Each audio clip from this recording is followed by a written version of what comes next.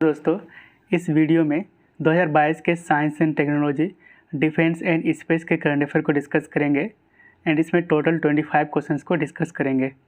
तो आज का पहला क्वेश्चन है, भारत को $374 मिलियन का पहला ब्रह्मोस ऑर्डर किस देश से मिला है? तो इसका सही उत्तर ऑप्शन डी, फिलीपींस से। तो फिलीपींस ये पहला कंट्री होगा जो भारत का ब्रह्मोस खरीदेंगे।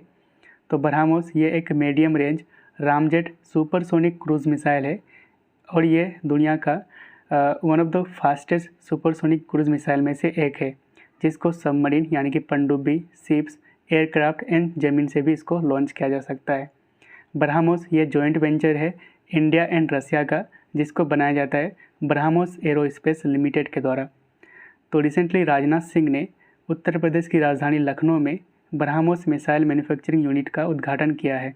अगला क्वेश्चन है, अंतरिक्ष विज्ञान और तकनीक में यानी कि स्पेस साइंस एंड टेक्नोलॉजी में रिसर्च के लिए कल्पना चावला सेंटर का उद्घाटन कहाँ किया गया है? तो इसका सही उत्तर ऑप्शन बी, चंडीगढ़ में। तो चंडीगढ़ में पंजाब यूनिवर्सिटी में इसका उद्घाटन किया गया है।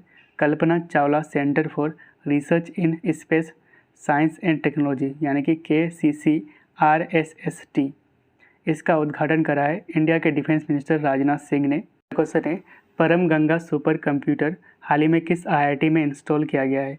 तो इसका सही उत्तर ऑप्शन सी, IIT रुड़की में। तो परम गंगा जो कि एक made in India PETA scale super computer है, जिसको इंस्टॉल किया गया है उत्तराखंड के IIT रुड़की में एंड इसको डेवलप किया गया है CDEC यानी कि centre for development of advance computing के द्वारा under national super computing mission, जिसको 2015 में लॉन्च किया गया था। ठीक है, तो इससे पहले परम परवेगा सुपर कंप्यूटर इसको इंस्टॉल किया गया था IISc बेंगलुरु में। अगर बात करते हैं तो दुनिया की मोस्ट पावरफुल सुपर कंप्यूटर का, तो ये है फुगाकू जो कि जापान का सुपर कंप्यूटर है। इंडिया का 2 सुपर कंप्यूटर है जो कि टॉप 500 में है। पहला है परम सिद्धि AI, इसकी रैंक है 63। दूसरा है मिहिर, इसकी रैंक है 146। अगला क्वेश्चन है, भारत के द्वारा डेवलप की गई ट्रेन टक्कर परिहार प्रणाली यानी कि ट्रेन कोलिजन अवॉइडेंस सिस्टम का नाम क्या है? तो इसका सही उत्तर ऑप्शन बी, कवच। तो रिसेंटली भारत ने खुद से एक ट्रेन कोलिजन अवॉइडेंस सिस्टम यानी कि TCAS को डेवलप करा है, जिसका नाम रखा गया है कवच। इसको डेवलप करा है research design and standard organisation यानी कि RDSO ने, जो कि लखनऊ में स्थित है एंड इसका सक्सेसफुली टेस्ट किया गया था इंडियन रेलवे के द्वारा साउथ सेंट्रल रेलवे में। और ये जो टेक्नोलॉजी है, इस टेक्नोलॉजी के ज़रिए अगर 2 ट्रेन आपस में आमने सामने होता है तो ये ऑटोमेटिकली ब्रेक अप्लाई कर देंगे, जिससे कि ट्रेन का कोलिजन होने से बच जाएंगे। ठीक है, तो इसको पहली बार मुंबई दिल्ली हावड़ा रूट में इम्प्लीमेंट किया जाएगा। क्वेश्चन है, हाल ही में चर्चा में रहे थियो मार्गरीटा मैग्निफिका क्या है? तो इसका सही उत्तर ऑप्शन सी, ये एक बैक्टीरिया है। ठीक है, तो रिसेंटली रिसर्चर्स ने डिस्कवर करा है दुनिया का लार्जेस्ट बैक्टीरिया एंड इसका नाम रखा है थियो मार्गरीटा मैग्निफिका एंड इसकी साइज़ की बात करते हैं तो इसकी साइज़ है 2 सेंटीमीटर। अगला क्वेश्चन है, DRDO किस देश के साथ स्वदेशी यानी कि इंडिजिनस स्टील्थ फाइटर के लिए इंजन को डेवलप करेगा? तो इसका सही उत्तर ऑप्शन डी, फ्रांस के साथ। तो 125 किलोन्यूटन इंजन किसके लिए डेवलप किया जाएगा? तो इंडिया के indigenous 5th generation advance medium combat aircraft यानी कि AMCA के लिए इस इंजन को डेवलप किया जाएगा DRDO एंड सेफ्रान के द्वारा। सेफ्रान ये एक फ्रेंच इंजन मेकर है एंड इसके लिए जल्द ही इंडिया एंड फ्रांस के बीच एग्रीमेंट साइन किया जाएगा। तो AMCA ये इंडिया का indigenous 5th generation advance medium combat aircraft यानी कि लड़ाकू विमान है, जिसका वेट है 25 टन। तो स्टील्थ एयरक्राफ्ट वैसा एयरक्राफ्ट होता है जो कि रडार के डिटेक्शन को रिड्यूस कर सकता है, जिससे कि उसको लोकेट करना मुश्किल होता है। ठीक है, अगला क्वेश्चन है, 100 इंडियन स्टार्टअप की मदद के लिए किसने मेटी स्टार्टअप हब के साथ साझेदारी की है? तो इसका सही उत्तर ऑप्शन बी, गूगल ने। तो under app scale academy programme, तो ऐप स्केल एकेडमी प्रोग्राम के तहत Google and MeitY startup hub के द्वारा 100 इंडियन स्टार्टअप को मदद किया जाएगा, ताकि वो इंडिया में high quality global apps and games को बिल्ड कर सके। क्वेश्चन ने किस स्पेस एजेंसी ने GOES-T सैटेलाइट को लॉन्च किया? तो इसका सही उत्तर ऑप्शन सी नासा ने। तो GOES-T यानी कि जियो stationery operational environmental satellite T, इसको लॉन्च करा है नासा ने और ये एक वेदर सैटेलाइट यानी कि मौसम उपग्रह है। तो नासा की बात करते हैं तो नासा का फुल फॉर्म होता है national aeronautics and space administration, जिसका हेडक्वार्टर है वाशिंगटन DC USA में। अगला क्वेश्चन है नासा किस वर्ष तक इंटरनेशनल स्पेस स्टेशन को रिटायर करने का योजना बनाया है? तो इसका सही उत्तर ऑप्शन बी 2031 तक। तो नासा के द्वारा 2031 तक इंटरनेशनल स्पेस स्टेशन को रिटायर कर दिया जाएगा एंड इसको क्रैश किया जाएगा 2031 में पैसिफिक ओशन में। तो इंटरनेशनल स्पेस स्टेशन ये लोअर अर्थ ऑर्बिट में स्थित है, जिसको लॉन्च करा था 1998 में। एंड इस स्पेस स्टेशन में टोटल 5 स्पेस एजेंसी शामिल है। पहला है नासा USA का, जाक्सा जापान का, रोसकोस्मोस रसिया का, CSA यानी कि कनेडियन स्पेस एजेंसी कनाडा का, यूरोपियन स्पेस एजेंसी यूरोप का। अगला क्वेश्चन है दुनिया के पहले पौधे से प्राप्त कोविड-19 वैक्सीन को किस देश ने उपयोग करने की मंजूरी दी है? तो इसका सही उत्तर ऑप्शन सी कनाडा ने। तो दुनिया का पहला वैक्सीन जिसको मतलब प्लांट से बनाया गया है, तो इसका नाम है मतलब इस वैक्सीन का नाम रखा गया है कोवीफेन एंड इसमें मतलब इसको बनाने के लिए प्लांट बेस्ड प्रोटीन टेक्नोलॉजी का इस्तेमाल किया गया था, जिसको डेवलप करा है कनेडियन कंपनी के द्वारा। ठीक। अगला क्वेश्चन है हाल ही में चर्चा में रहे INS वगीर निम्नलिखित में से क्या है? तो इसका सही उत्तर ऑप्शन सी सबमरीन यानी कि पनडुब्बी। तो INS वगीर ये 5वां सबमरीन है कलवरी क्लास सबमरीन का एंड इसको डेवलप किया जाएगा डेवलप किया जा रहा है प्रोजेक्ट 75 के तहत। तो कलवरी क्लास ये diesel electric attack submarine class में आते हैं एंड ये अभी चर्चा में इसलिए था क्योंकि रिसेंटली इसका सी ट्रायल यानी कि समुद्री परीक्षण किया गया है। तो प्रोजेक्ट 75 इसके बारे में जान लेते हैं। तो इस प्रोजेक्ट के तहत इंडियन नेवी को total 6 diesel electric attack submarines मिलेंगे। तो ये जो 6 सबमरीन्स है इसके स्टेटस को देख लेते हैं। तो पहला है INS Kalvari, INS Khanderi, INS करंज, INS वेला। 5वां है INS वगीर जो कि सी ट्रायल्स में है एंड छठा है INS वक्सीर जो कि अंडर कंस्ट्रक्शन में है। ठीक है। अगला क्वेश्चन है चंद्रयान 3 स्पेस मिशन कब लॉन्च किया जाएगा? तो इसका सही उत्तर ऑप्शन ए अगस्त 2022 को। तो चंद्रयान 3 यह 3rd लूनर एक्सप्लोरेशन मिशन है इंडिया का, जिसको लॉन्च किया जाएगा इसरो यानी कि इंडियन स्पेस रिसर्च ऑर्गेनाइजेशन के द्वारा। कब लॉन्च किया जाएगा? तो अगस्त 2022 को। इसके लिए लॉन्च व्हीकल इस्तेमाल किया जाएगा GSLV Mark 3 को। कहाँ से लॉन्च किया जाएगा? तो आंध्र प्रदेश के सतीश धवन स्पेस सेंटर से। इसरो की बात करते हैं तो इसका फॉर्मेशन हुआ था 1969 में, हेडक्वार्टर है बेंगलोर में एंड प्रेजेंट टाइम अभी चेयरमैन है जो कि 11th चेयरमैन बना है इसरो का, इनका नाम है S सोमनाथ। अगला क्वेश्चन है स्पुतनिक लाइट कोविड-19 वैक्सीन किस देश में डेवलप किया गया है? तो इसका सही उत्तर ऑप्शन ए रसिया। तो इसको रसिया ने डेवलप करा है। तो स्पुतनिक लाइट कोविड-19 वैक्सीन जो कि एक सिंगल डोज कोविड वैक्सीन है जिसको डेवलप करा है रसिया ने एंड ये भी चर्चा में इसलिए था क्योंकि रिसेंटली इंडिया के DCGI यानी कि drug controller general of India ने इसके इस्तेमाल के लिए इमरजेंसी यूज़ अप्रूवल दे दी है। ठीक है।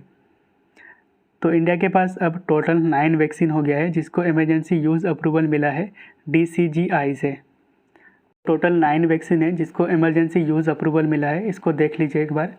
तो पहला है कोवैक्सीन, इसको बनाया है भारत बायोटेक ने और ये एक स्वदेशी यानी कि इंडिया में बनाया गया वैक्सीन है। दूसरा है कोविशील्ड, इसको बनाया एस्ट्राजेनेका एंड ऑक्सफोर्ड यूनिवर्सिटी ने एंड इंडिया में इसका मैन्युफैक्चर कर रहा है सीरम इंस्टीट्यूट ऑफ इंडिया जो कि पुणे में स्थित है। तीसरा है स्पुतनिक 5 रसिया ने बनाया है।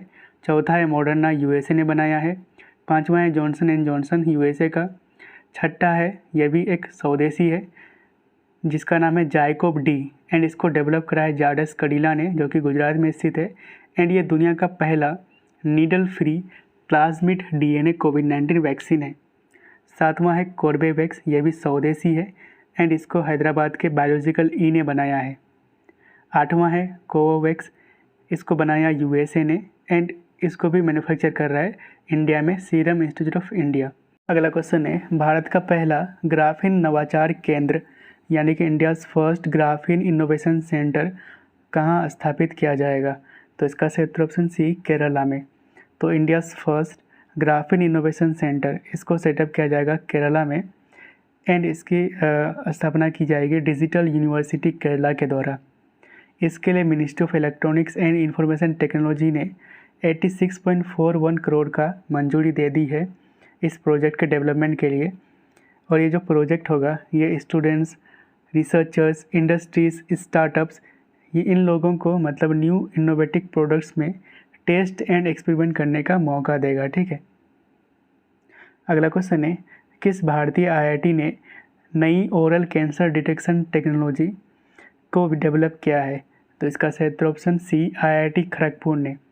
तो रिसेंटली वेस्ट बंगाल में स्थित आईआईटी खड़गपुर ने एक पोर्टेबल यूज़र फ्रेंडली डिवाइस को डेवलप करा है जो कि ओरल कैंसर को डिटेक्ट कर सकता है एंड इसको डेवलप करा है किसने? तो आईआईटी खड़गपुर ने। ठीक है। अगला क्वेश्चन है, हाल ही में चर्चा में रहे WASP 103b क्या है? तो इसका सही उत्तर ऑप्शन सी, ये एक प्लानेट है। तो रिसेंटली साइंटिस्ट ने एक पोटैटो के आकार यानी कि आलू के आकार का प्लानेट को डिस्कवर करा है एंड इसको डिस्कवर किया गया था यूरोपियन स्पेस एजेंसी के एस्ट्रोनॉमर्स के द्वारा। ठीक है। एंड इसका नाम रखा गया है WASP 03b। ये कहाँ पे स्थित है? तो ये हरक्यूलस नक्षत्र यानी कि हरक्यूलस कॉन्स्टलेशन में स्थित है और ये हमारे सोलर सिस्टम से 1800 लाइट ईयर्स दूर है। ठीक है। अगला क्वेश्चन है, हाल ही में किस इंस्टीट्यूट ने इंडियन आर्मी के लिए न्यू कॉम्बैट यूनिफॉर्म यानी कि नई लड़ाकू वर्दी डिज़ाइन किया है? तो इसका सही उत्तर ऑप्शन है, निफ्ट ने। तो रिसेंटली निफ्ट ने इंडियन आर्मी के लिए न्यू कॉम्बैट यूनिफॉर्म को डिज़ाइन करा है। तो न्यू यूनिफॉर्म ये लगभग 12 लाख पर्सनल के लिए बनाया जाएगा। इसको डिज़ाइन करा है निफ्ट यानी कि national institute of fashion technology ने। तो आप कमेंट में बताइएगा कि ये निफ्ट कहाँ पर स्थित है। तो इस यूनिफॉर्म के कुछ न्यू फीचर्स है, इसको जान लेते हैं। तो ये यूनिफॉर्म है, इसको मतलब कैमोफ्लेज पैटर्न यानी कि छलावरण पैटर्न में बनाया गया है। इसमें डिजिटल पैटर्न का इस्तेमाल किया गया है जिसके कारण इसका कलर सराउंडिंग के कलर से मिल जाने के कारण यानी कि ये यूनिफॉर्म का जो कलर है ये सराउंडिंग के कलर से मिल जाने के कारण आर्मी को स्पॉट या फिर उसको लोकेट करना डिफ़िकल्ट हो जाता है। अच्छा, इसमें कौन से मटेरियल यूज़ किया गया है? तो इसमें कॉटन एंड पॉलिस्टर यानी कि 70% कॉटन एंड 30% पॉलिस्टर। ये लाइट वेट का है एंड ये जल्दी सूख जाता है। ठीक है। तो इसको किसने डेवलप कराया है? तो निफ्ट ने, याद रखिएगा। अगला क्वेश्चन है, पहली बार किस देश के सर्जनों ने सूअरों का हृदय मानव रोगी में प्रतिरोपित किया है? In a first which country surgeon transplanted pig heart into human patient? तो इसका सही उत्तर ऑप्शन डी, यूएसए। तो रिसेंटली यूएसए के सर्जन ने जेनेटिकली मॉडिफाइड पिग हार्ट को ट्रांसप्लांट करा है एक पेशेंट में एंड इस पेशेंट का नाम है डेविड बेनेट और ये सर्जरी डन किया गया था university of Maryland school of medicine के डॉक्टर्स के द्वारा। क्वेश्चन है, SSLV D1 माइक्रो सैटेलाइट कब लॉन्च किया जाएगा? तो इसका सही उत्तर ऑप्शन है अप्रैल 2022 में। तो अप्रैल 2022 में इसरो के द्वारा स्मॉल सैटेलाइट लॉन्च व्हीकल को लॉन्च किया जाएगा। तो ये SSLV ये मैक्सिमम 500 kg तक का सैटेलाइट को लोअर ऑर्बिट ऑफ अर्थ में कैरी कर सकता है। वहीं पे PSLV की बात करते हैं तो इसका मैक्सिमम मतलब 1000 किलो तक का सैटेलाइट को कैरी कर सकता है। इम्पोर्टेंट मिशन है इसरो के, इसको एक बार देख लीजिएगा एंड इसका PDF आपको टेलीग्राम में मिल जाएगा, वहाँ से भी देख लीजिएगा। ठीक है। तो अगला क्वेश्चन है, हाल ही में CSIR CDRI के वैज्ञानिकों ने ओमिक्रॉन के लिए एक RT-PCR किट विकसित की है। इस किट का क्या नाम है? तो इसका सही उत्तर ऑप्शन बी, OM यानी कि ओम। तो CSIR CDRI यानी कि सेंट्रल ड्रग रिसर्च इंस्टीट्यूट, इन्होंने डेवलप करा है RT-PCR kit for testing Omicron. तो याद रखिएगा, ओमिक्रॉन को टेस्ट करने के लिए ओम नाम का डिवाइस को डेवलप करा है किसने? तो CSIR CDRI ने। क्वेश्चन है SSLV D1 माइक्रो सैटेलाइट कब लॉन्च किया जाएगा? तो इसका सही ऑप्शन है अप्रैल 2022 में। तो अप्रैल 2022 में इसरो के द्वारा स्मॉल सैटेलाइट लॉन्च व्हीकल को लॉन्च किया जाएगा। तो ये SSLV ये मैक्सिमम 500 kg तक का सैटेलाइट को लोअर ऑर्बिट ऑफ अर्थ में कैरी कर सकता है। वहीं पे PSLV की बात करते हैं तो इसका मैक्सिमम मतलब 1000 किलो तक का सैटेलाइट को कैरी कर सकता है। इम्पोर्टेंट मिशन है इसरो के, इसको एक बार देख लीजिएगा एंड इसका PDF आपको टेलीग्राम में मिल जाएगा, वहाँ से भी देख लीजिएगा, ठीक है। तो अगला क्वेश्चन है हाल ही में CSIR CDRI के वैज्ञानिकों ने ओमिक्रॉन के लिए एक RT-PCR किट विकसित की है। इस किट का क्या नाम है? तो इसका सही ऑप्शन B OM यानी कि ओम। तो CSIR CDRI यानी कि सेंट्रल ड्रग रिसर्च इंस्टीट्यूट, इन्होंने डेवलप करा है RT-PCR kit for testing Omicron. तो याद रखिएगा ओमिक्रॉन को टेस्ट करने के लिए ओम नाम का डिवाइस को डेवलप करा है किसने? तो CSIR CDRI ने। हाल ही में नीट 3.0 किसने लॉन्च किया है? तो इसका सही ऑप्शन B धर्मेंद्र प्रधान ने।